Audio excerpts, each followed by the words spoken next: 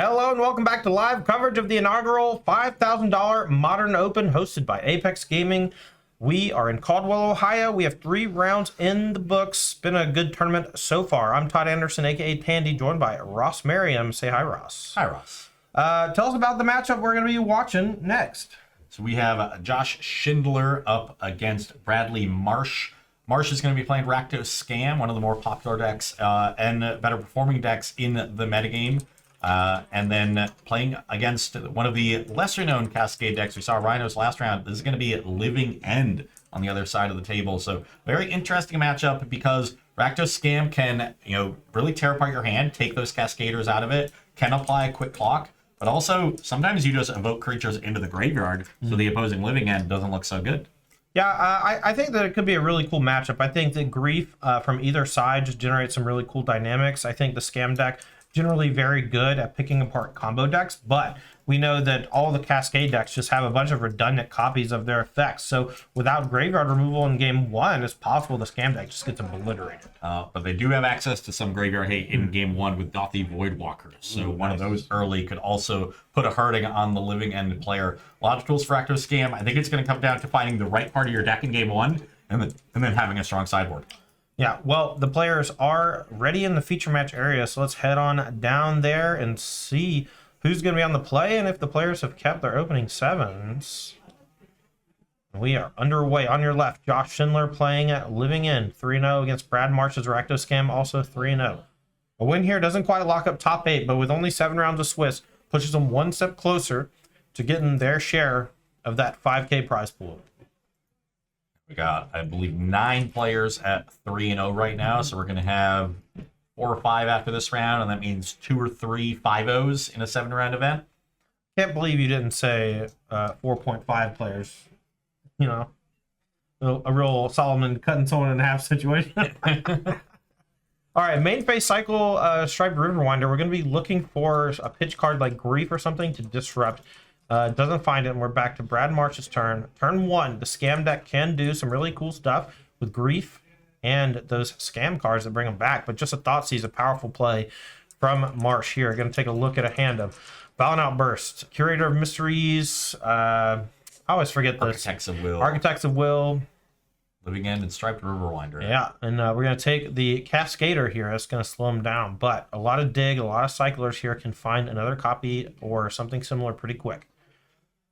Pretty cool. Picked up a street right there, so that means Josh Schindler is going to see 3 new cards this turn. Needs to find a Cascader and a 3rd land, and then everything will be all set. I think a lot of people get really, I don't know. I don't want to say bottleneck, but they essentially get pushed down a path to like do all their cycling or doing all of their instant speed activities during your opponent's instep. I think that Josh Schindler is really showcasing that it is important to main phase things so that in case you draw those pitch elementals, they allow you to do stuff on your own turn. Yeah, and especially, in the case of Grief in this matchup, you really want to Grief before your opponent gets to 2 mana for a Dothy Voidwalker. All right. Marsh fetches a Swamp. This second black source does kind of look like a Dothy Voidwalker coming down this turn. We'll see if that is the play. Schindler definitely doesn't want to see that, but does have a graveyard that is relatively full and can cycle the Street Wraith in response. But even if you have a full graveyard, if you Living End into all your creatures, the Living End is going to get exiled. You got to have I guess you have to have a Dothy Voidwalker in the graveyard. So all right. Marsh needs one of these in the graveyard to really get things going. Because then the Dothy Voidwalker comes in as part of the Living End, then the Living End gets exiled, and you can undo everything on your turn. It forces the opponent to have a Violent Outburst so that they can, do all the Living End shenanigans on the end step, get an attack in before you're able to activate a Voidwalker.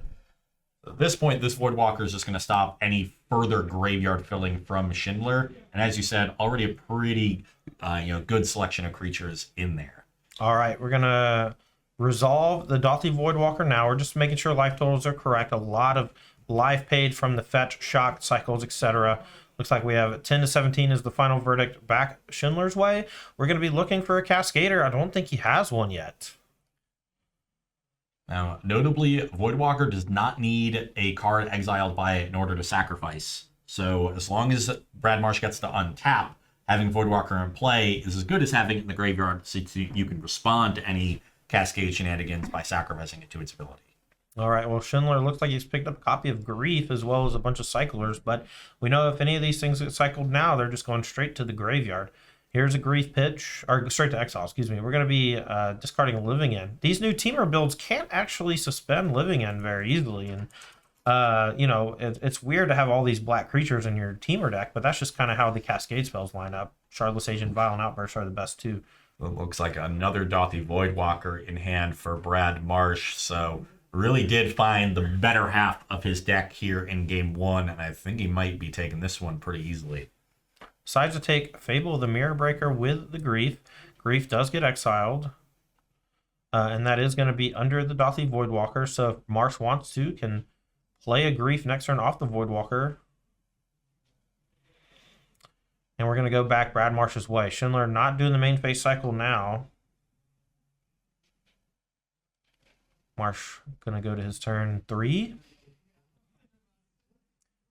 Making sure we get the hand written down from Schindler's side of things before we move on. Just a little bookkeeping. Back Brad Marsh's way.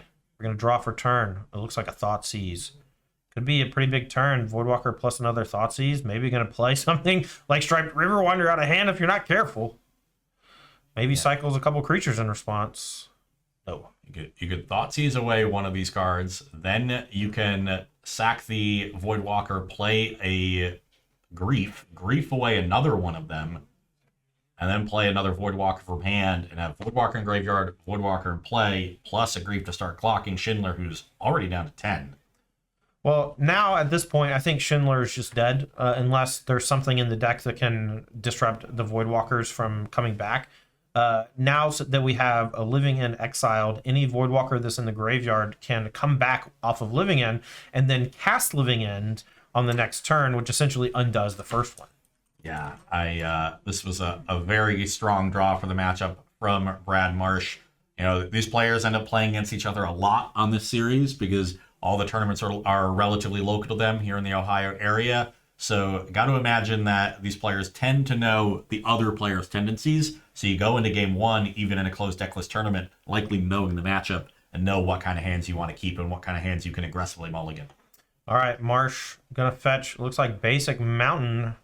That means that no Voidwalker this turn, but can dash Ragavan. We're going to get in for just the 2 damage to get a treasure. See if Schindler wants to cycle and maybe look for something. That's Waker of Waves. Waker of Waves is the find. Another giant monster. The common box really showing off here. Architect Will and Curative Mystery is probably going to both get cycled. Force Negation is the find. The Waker of Waves does not have a counter on it from the Voidwalker. Oh, that's right. We want to make sure that that's separate. Still in the exile zone, but exiled without one of those counters. You know, at some point they really started just making too many zones. You know, I like my graveyard zone. I like my land zone, my in play zone, my deck zone. Sounds like you like a lot of zones too. It's all made up. I like my game of zones. Look, all I know is that a lot of games of Magic these days just look like if someone resolved what's the river card where you put your creatures into both sides of the river? Raging River? I think it's Raging River. Just looks like Raging River is always in play. It's too many zones. All right, well, cycled a couple of creatures. We're back Schindler's way. Turn number 4 or 5. Has Force Negation, drew Violent Outburst, so we can go for the Living End, but unfortunately, Marsh can just cast Living End off of the Voidwalker first, and then when the Living End gets put on the stack from the other side, it just kind of undoes it. And he can kind of keep that chain going the whole game until Schindler preemptively kills the Voidwalker. Not a great place to be when you are the Living End player. Okay, well, here it goes. Let's see what happens. Violent Outburst on the stack. So the trick is to make sure that the Living End gets put on the stack if you're Marsh. If you do it now, Schindler can say, okay, I'm not going to play Living End. And then if Marsh plays his instead, you know. But we'll see if Brad Marsh is able to sequence this correctly.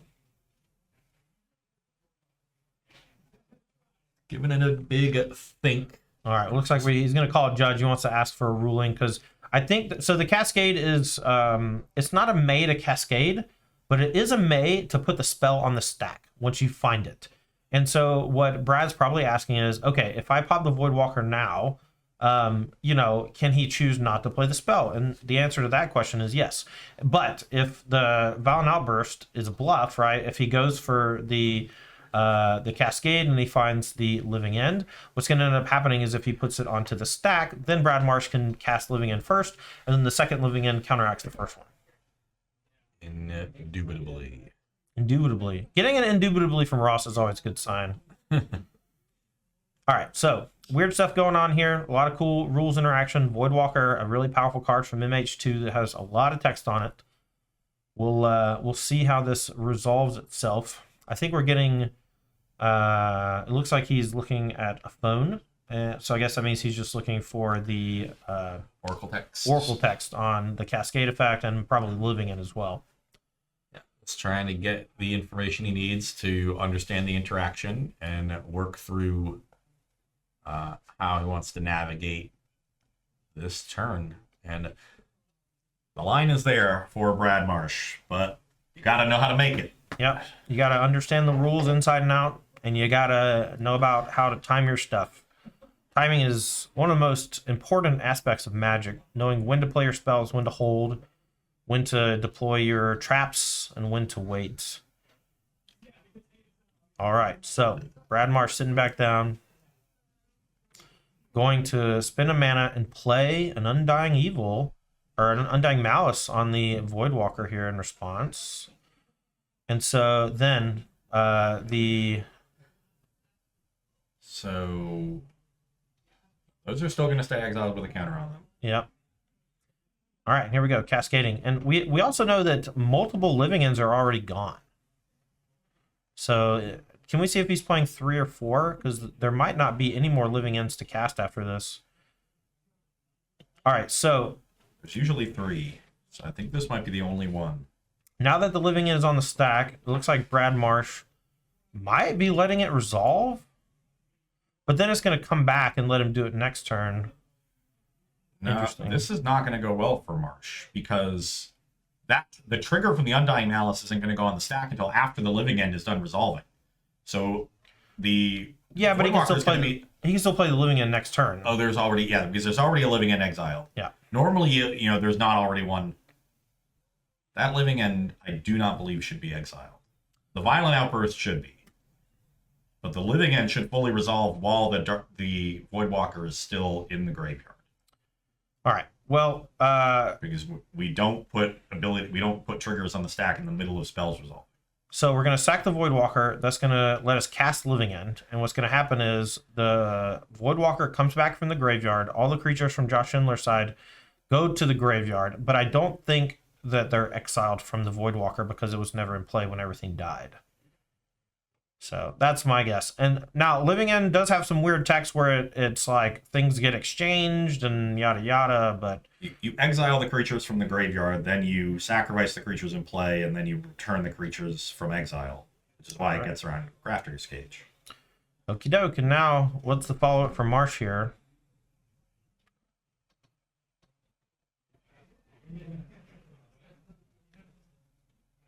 So, a bunch of creatures in the graveyard, but I don't think there's any Living Ends left for Schindler. Does he only have 3 in his deck? Can you double check that for me? Some lists play 4, some play 3. All 3 are gone now. 1 in exile from the Grief, and 1 discarded from another Grief and another cast. Here's Dash Ragavan. Find Charlotte's Agent. Not going to be cast here more than likely. Actually, Schindler does have 4 in the main deck, so... Okay, so still potentially a way to win the game, but the Dauthi Voidwalker does make that super awkward, and it can just cast Living End again. So, back Schindler's way. Force Negation in hand along with Wicker Waves and Spirebluff Canal. That's the play. I'm going to pass back. Dauthi Voidwalker really showing off this game, huh? A very strong Magic card. All right, Dash Ragavan. We're going to attack for 5, putting the shield down for half a turn. Brad Marsh getting a little aggressive. This does open up a window. Yeah, it does. Now, I do think he has a backup Voidwalker, so if he plays that, oh, milled over Valen Outburst, that could have been disaster. I think I see a Fury and Unknown in Marsh's hand. It goes back. We got Waker away, so we're going to see 3 new cards, 2 off Waker and 1 for turn.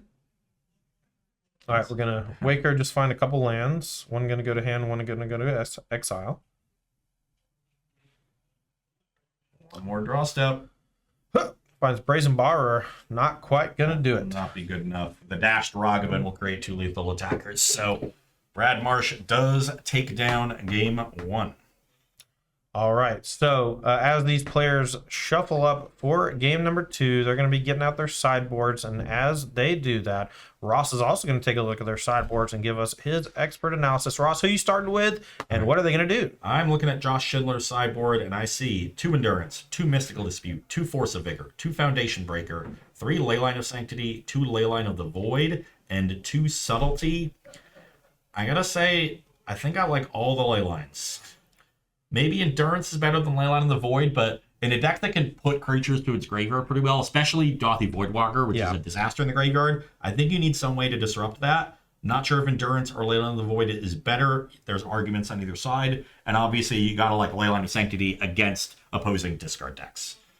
All right, so on the other side of things, as far as the scam deck is concerned, what is your opinion of what's going to be coming in from that side of things? So, looking at Bradley Marsh's list, I have to imagine things like Blood Moon are desirable. It looks like, that entire game, it was all non-basics fetched and found.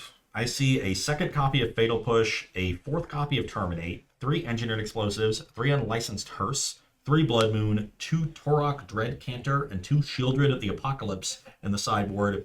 Now, the key, obviously you're going to want the Hearses. I think Blood Moon should be quite solid as well, but not as good on the draw. That's always way better on the play when you can cast it before your opponent gets to 3 mana for Cascaders. But the key for the scam side is how much spot removal is in the main deck that you just want to get out. Yeah, quite a few like Lightning Bolts and things like that just have to go. There's 3 Terminate, 3 Lightning Bolt, and a Fatal Push. I would want all 7 of those cards out of my deck, and that means the 3 Hearses and 3 Blood Moons are definitely coming in, and I'll just bring in a Turok for good measure. Yeah, sounds great.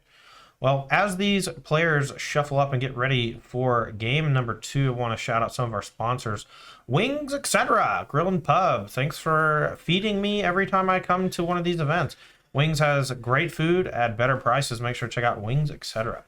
Also, Jerk Tots. Shout out to Ultimate Guard. Ultimate Guard will be a sponsor here for today's event. We're going to be giving out some Ultimate Guard swag, as well as a potential sponsor for Apex Gaming Season 3. So keep an eye out for them. We're going to be hooking y'all up with some sweet, sweet Ultimate Guard swag over the next few months. Lastly, shout out to G Fuel Energy. Thank you so much for keeping us energized throughout the day. I had one of their blueberry ones earlier. It's quite good. Yeah, gotta keep fuel during these long days of Magic. We are playing 10 rounds today, 7 of the Swiss, then it cut to the top 8, all happening today, all being brought to you by Apex Gaming and Todd and myself. So we are here for the long haul. That's why we started a little early today. And we're getting sort of the midway through the Swiss portion of the tournament. Things are starting to get interesting. Yeah, we're essentially almost halfway through round number 4 here, with only 3 rounds of Swiss left. Some of our undefeated players next round are going to be looking to lock up their top 8 berths with a 5th round victory. Right now, though, we got 2 players at 3-0 determined to get to 4-0. Living End versus Rakdos Scam. The Cascade decks all function very similarly, I think, but I think that the strength of the Living End deck is that many of the pieces of the combo or whatever cycle and help find other pieces. Yeah, and a great looking opening hand here from Josh Schindler has 2 lands, 3 1-mana cyclers, and both ley lines. So both ley lines going to be turn 0 plays here for Josh Schindler. Not only going to exile the graveyard from Marsh, but also going to protect his hand from those potent discard effects. So while it's kind of like a mulligan to 5, you get 2 incredible effects that stifle so much of your opponent's interaction, and as well as their just game's development. Yeah, and the Leyline of the Void also stops the scam nonsense. You can't play, Grief plus Undying Evil. It's just going to be exiled by the Leyline the Undying Evils are never going to trigger those similar effects. So Leyline of the Void pulling double duty, both stopping your opponent from setting up, good creatures in their graveyard for your own living ends, but stopping part of their own proactive game plan as well. That's got to be an excellent hand, and it's really just about finding that Cascader. Now, if you're Schindler, you don't want to tip your hand or whatever, but you got to be real excited to have not one, but 2 different ley lines in your opener, both of which have a significant impact on your opponent's deck. I would be just chomping at the bit to go get those in play as quickly as possible. Yeah. I think the only thing I would change about this hand if I was Schindler would be to swap one of those cyclers for a Shardless Agent. Yeah, but very likely to find it before turn 3 with all those cycles. Yeah, and it's not like this is that much worse because of how much you get to dig. All right, Marsh here, up a game, is going to be on the draw. Going to go to 5, so alleviating the mulligan to 5 a little bit by being on the draw, but many of the cards in deck not going to function well in the face of those 2 ley lines. Yeah, I think Brad Marsh is in for a rough game 2. But the good news is he's up a game. He's got one to spare. He'll get game 3 on the play to try to close out this match. Yeah, and hopefully Schindler doesn't have 2 ley lines in the opener again next game. That's also, look, the Rakdos Scam deck can win a fair game. It plays, Rogman, Dothy Voidwalker, Fable the Mirror Breaker, Seasoned Pyromancer. These are all just fair beatdown cards. And if Schindler just never draws a living end type effect, those parts of the deck from Brad Marsh can actually win the game even through multiple ley lines here. Those ley lines, while potent, don't really shut down the base nature of the deck as just like a fair mid-range beatdown deck. Yeah, but the scam aspect is how you really get a fast clock. Right. So, Rogovan, Dothy Voidwalker, this is a 3-2, could start doing some work, but, Marsh really needs a clock. And, God. Going down to 4, that was not a great 7-card hand, though, and it looks like a Lightning Bolt is still in the deck. I can't imagine that that's going to be that useful there, huh? I mean, maybe just didn't really want Karok, left 1 bolt in. Sure. I could see that. Sometimes the bolt just, ends the game a turn early, and that makes the difference. All right, well, we are going to be mulliganing to 4, and what that does is it actually makes all of your Furies, all of your Griefs, all of your Fable the Mirror Breaker significantly worse. Those cards all get much better when you have a larger hand and more resources. Being shrunk down to just 4 cards in the opener means that on top of these 2 ley lines, I'm having a hard time finding a sequence where Brad actually comes out on top. You know what I'm thinking at this point if I'm Josh Schindler? It's like, why couldn't you have done this in game 3? I've already got the nuts in game 2. You were supposed to have the good hand this time. Yeah. Now everything's going to line up poorly for me. By the way, I did the math, and having one of each of these ley lines and 5 other cards, 5.4%. 5.4%. And that's any other 5 cards. These Okay. are good other 5 cards to have. So this is a probably top 1% opening hand from Josh Schindler. Well, I don't know about you, but I played a lot with Leyline of the Void and Leyline of Sanctity, and I can tell you right now, it's about 5% to have either in your opening hand if you're Todd Anderson. All right, well, Schindler does open up with the 2 ley lines. Brad Marsh just a tapped Blood Crypt, cycling the Stripped Riverwinder, and we're on turn number 2. Josh did draw Foundation Breaker, which can be an answer to some hate piece. And there was a Violent Outburst, probably the more relevant draw. Yeah. All right, does have the ability to cycle 2 more creatures, and then if he draws a 3rd mana source, could go for a big Cascade effect. And this is a situation where Brad Marsh just doesn't really have a whole lot to interact, right? What are you going to do? Yeah, there it is. Okay. 2 ley lines on turn 0, 13 power on turn 3, easy peasy, lemon squeezy. All right, here's a main phase fetch from Marsh. Could be a Dash Ragavan, could be some other 2-drop like a Dothy Voidwalker. See what land he gets, and I'll give us some insight into what the play is. Even a Voidwalker here, I don't think is going to do a whole lot. Well, it'll make him feel like he has done something Now, instead of getting pounded by these ley lines. If it's Dash Ragavan, and Josh Schindler has only left 2 living ends in his deck, which is a reasonable thing to do, and you exile one with Ragavan, and then he draws the second one for turn, you got a shot. Yeah. Didn't we say he had 4? So the very unlikely he's going down to 2. Somewhat likely he goes down to 3. They do it. I've seen it happen. They do it, he says. Okay. All right. Well, Marsh fetches a swamp. See what the play is. Schindler with the ability to cycle into Violent Outburst guaranteed next turn. Bash for 2. Try to get you dead. You're also cycling, so that's another card you see. All right, well, with Street for Wraith as the flip, we're down to hoping Josh Schindler has only 2 living ends, finds both off of the cycle and the draw step. That's the out. It's possible, you know. We can Doctor Strange this thing. We can find the one out. Here we go. Breeding Pool, untapped. It's going to take us some damage. Then we're going to be cycling probably Curator of Mysteries. Yeah. 3 cards in graveyard, 1 in exile, 4 in play. That's 8. And then, what is that? 3 in hand? So 49 cards left in deck. All right, first draw. It's not living in. Game's over. Now, the game's not over. There's only 3 creatures. There's a chance Marsh is able to draw something like Fury, blow one up, and then the next turn maybe blow up another. But as we talked about, there's a good chance that most of the removal is out of the deck. Terminate's probably gone.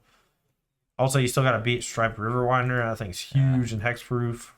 Yeah, this isn't the days when they were bringing back monstrous Carabids and Jungle Weaver! Yeah. Dude, I love Jungle Weaver.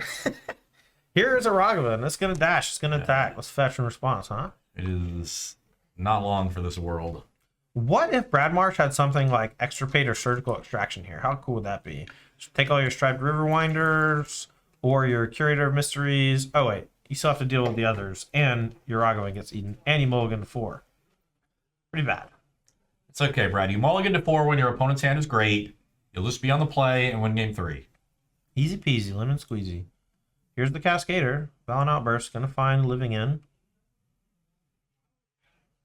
There it is. We're going to cast it.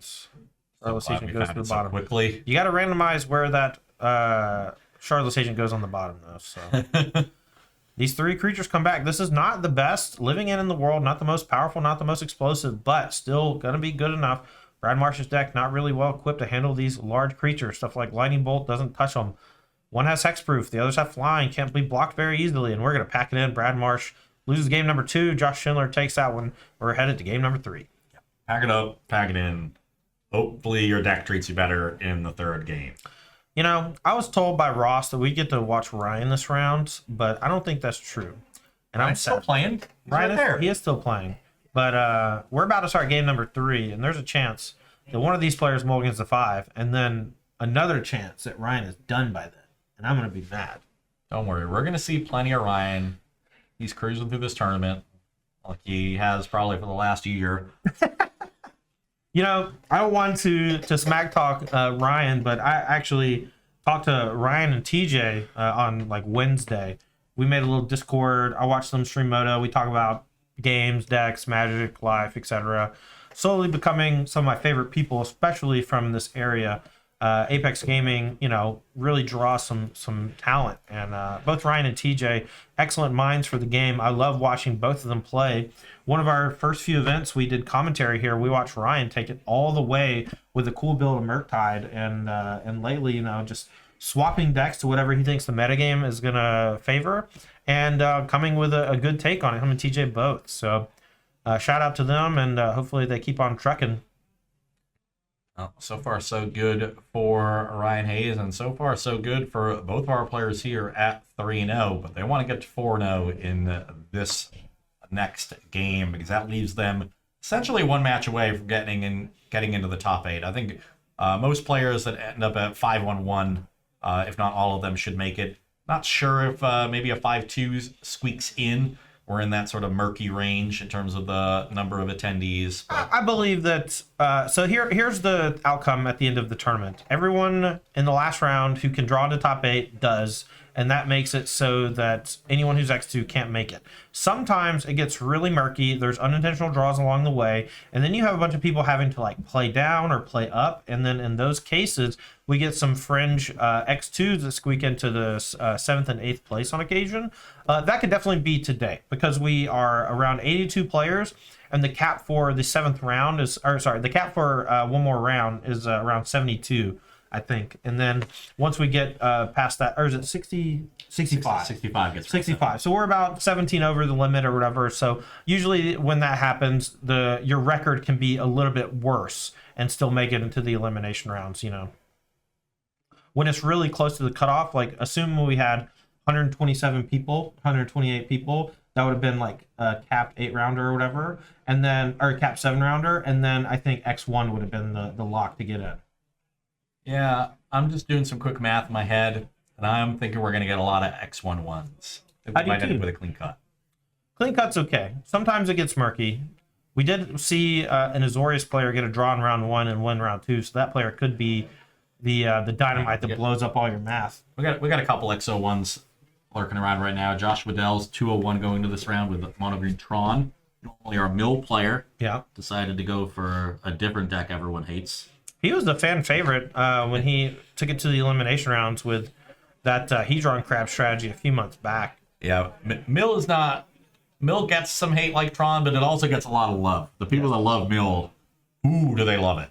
I don't really love Mill. I'm not like a Mill enthusiast, but I will root for a Hedron Crab every day of the week. I like playing Mill in Limited. Anytime there's a Mill strategy in a draft format, I'm in. All right, Ross, I'm going to ask you a weird question. Who do you think was the first person to ever win a game with Hedron Crab? I'm guessing since you're asking the question, it's you. I don't know that it's me, but I think that I'm in the top 5.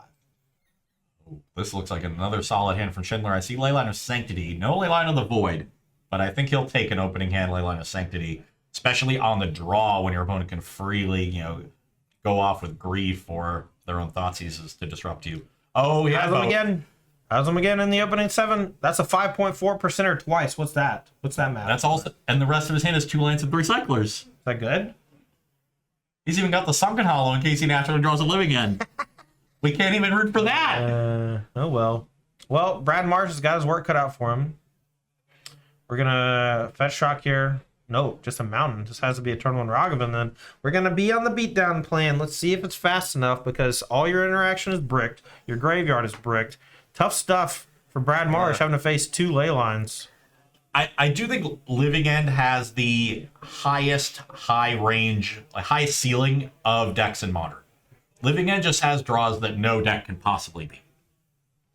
This is not going to happen. All right, we're going to cycle Street Wraith. We're going to drop a turn. And we're here for Schindler's turn 1. A lot of stuff being played in the first few turns. A flurry of free stuff. Ragavan is a good start. I think I see is that a Terminate? So that's too much removal in your deck, Brad. Well, maybe just doesn't value Blood Moon, or I don't know. Maybe he thinks I feel like Unlicensed Hearse is a slam dunk. See one in his hand, right? Blood Moon would be awesome. It would. Blood Moon. Imagine Terminate with Blood Moon. Holy jeez. Blood Moon would be basically unbeatable. Would win the game. Nice ley line. You're dead. Moving the exile zone from one place to another. Drew Fable, the Mirror Breaker, a nice follow-up to turn 2 Ragavan. I've been doing this sequence a lot in the green-red Through the Breach deck. That's why. Finds Living End with a mill. If there's only 1 more in the deck, a drawn one is GG. If there's 2 more in the deck, can still end up drawing both. If there's 3 more in the deck, it's going to be a little bit more difficult, but still a viable win condition. We've been hitting their ass a lot. We're just building up to the best. I imagine a Fable will be cast here. Let's try to get some more pressure. Normally a Fable here would be great. You could discard some creatures, stock your own graveyard, but the Leyline of the Void obviously putting kibosh on that. All right, gonna go for the Unlicensed Hearse. Okay. That's a nice little card to find here. Turn 2. Doesn't go for Fable. Instead, valuing the Hearse's exile ability. Don't want to fall too far behind. And now if you're Schindler too, even cycle stuff, you kind of have to look for one of your Foundation Breakers or something to blow up the Hearse before you go off. Yep, I agree. And that means you're going to put 2 creatures. Easy food to munch on for that Hearse. We might have spoken too soon. Well, there, like we said, the Blood Moons, the Hearse, these are ways we can interact. The problem, though, is that your deck is stifled, but we talked a little bit about how the deck just is a hodgepodge mid-range deck when your scam stuff doesn't work. Schindler, we did see the Foundation Breakers come in for game 2, so presumably they are still in, and that is a card that Schindler is going to need to find. I don't think he can outpace the Hearse coming down on turn 2. All right, we're going to eat 2 things, put 2 counters on the hearse. Back Brad Marsh's way. Sragavan going to go unfettered, and that's a Blood Moon. That might be game. Josh Schindler needs to find... Can't find a basic forest, so won't have the ability to Foundation Breaker. Does find basic island. Has Brazen Borrower that he can use to bounce the Blood Moon, perhaps, to get out of it. But it's going to take a couple turn cycles and put a lot of pressure on him thanks to the hearse. Ooh, he's going for the Borrower now. This Blood Moon is going to be good. Okay, here is land number 3 for Marsh. You know, could have saved damage here, actually. You can play Blood Moon off of the 2 lands and the treasure, and then the Blood Crypt enters untapped, taps for red, and plays Ragavan. Here, taking the 2 damage, probably not going to matter, but a nice little trick you can do because the Blood Moon turns off all the abilities, including the enters tapped unless you pay 2 life. Yep. That used to not be the case. True that. Here is Blood Moon. Here is Ragavan back Schindler's way, and we have a tough game ahead of us. Think you're cool with your ley lines? I got sideboard cards too, buddy. Yeah, nice double ley line. Here's a Ragavan. Old Blood Moon. That's a really cool art Blood Moon. I haven't seen too many of that one from Double Masters, I believe. I'm a big fan of white bordered Blood Moons. I don't know why. I feel like it's like spitting in your opponent's face when you play a Blood Moon. And then when it's white bordered, it's just like rubbing it in. And you like spitting in your opponent's face. Not physically, but like emotionally. It's emotional saliva. I never said I was a role model. All right, here's an attack with a Ragavan. Charles Barkley over here. That's a Natalie Portman quote from I don't know, Lonely Island song or whatever. It doesn't matter. Here is another 3-drop. This is Fable the Mirror Breaker. Now the unlicensed, like Schindler's in a lot of trouble. Not only do you have to beat the Blood Moon that's in play, but you also have to beat the unlicensors for your deck to work. I just don't really see Schindler getting out of this one. And I think there's a Grief in hand for Brad. Okay. As long as Schindler puts another card in the graveyard for the hearse to munch on, getting up to at least 5, playing Grief next turn, using Grief to crew the hearse, and attacking with Ragavan, Goblin Shaman, and hearse should be 9 damage. And I think we will be heading towards a very quick end to game 3. So I do believe Brad Marsh has a Lightning Bolt in hand, and if that's the case, the extra creature is unnecessary. It's just an attack for 7. You just use the Goblin to crew or the Ragavan to crew. just had it all. Yup. Well, if you beat turn 0 double ley line twice, or once out of 2 times, I think that's a dud. If you ask me. That's good stuff. Schindler does have Otawara, so could potentially not die next turn, but that still doesn't solve the problem of Blood Moon and even like a recast of the hearse. We'll see if Schindler, what he wants to bounce. Gonna pass the turn. Hearse gonna munch on the graveyard. 2 more cards gone, up to 6. Marsh gonna get to dig a little, then use Grief to check out the hand from Schindler. Doesn't even need to commit mana to it. Could it evoke the Grief? Well, there's the ley line, so the evoke Grief doesn't really matter. Oh. Is that a pitch lightning bolt? What's happening? It's lethal. I guess it's in a different language. Once again, I'm just looking at the upper left. Yeah. Pretty sure it's lightning bolt, but whatever. All right, here comes we're gonna attack for 8 damage. Here comes a hearse for 6, and a Ragavan for 2. This means Otawara, you can go to 1 and have Otawara bounce the Blood Moon. Okay, He's got no graveyard. This doesn't really do anything. You're still gonna die next turn, and we can recast the hearse. Are you still dying next turn? It's only, what, 4 damage coming across. The hearse is only going to be able to beat, like, 1 damage worth of stuff. True. Yeah, the hearse can be max 2, so... All right. And terminate in hand so we can clear a blocker. You know, Schindler could potentially play, like, hard creatures from hand or whatever. But okay, so that should be lethal. It's lethal as long as Schindler adds a card to a graveyard. And honestly... Yeah. Because we can use the reflection to crew it. All right, well. We're at 7. Okay, so this is just lethal with the hearse untapped. Right. Schindler, using the only blue mana he's got. We're going to cycle Striped Riverwinder. if he has a Foundation Breaker in hand, can maybe draw Forest. Doesn't look like he has it though, and I think that's going to be it. Nope. Schindler going to be defeated here. 2-1 from Brad Marsh with Rakdos Scam. And turn 0, Leyline of the Void and Leyline of Sanctity, shutting down all the interaction from Brad Marsh. Not going to do it. Yeah. Shakes the hand. Didn't Josh quite Schindler shut down all the interaction. Like I said, didn't shut down on licensors. Shut out And the Blood Moon. non-permanent interaction. Yeah, so. it shut out his game 1 interaction, but it did not shut down his post-sideboard interaction. And that's something that I think a lot of people sometimes miss when they sideboard is they sideboard for their opponent's game 1 configuration, and you got to sideboard for their post-board Yeah, configuration. you have to know what the switch is going to be, and sometimes your game 1 plan is just not viable. And we did have Foundation Breaker for that. Just, it's hard to answer everything, and we drew, in that case, the wrong answers. Yeah, I mean, that just shows the strength of Ragavan, right? We went turn 1 Ragavan in the face of just a ton of hate and was able to just like leverage the mana, play some hodgepodge of interaction, and ultimately took it down.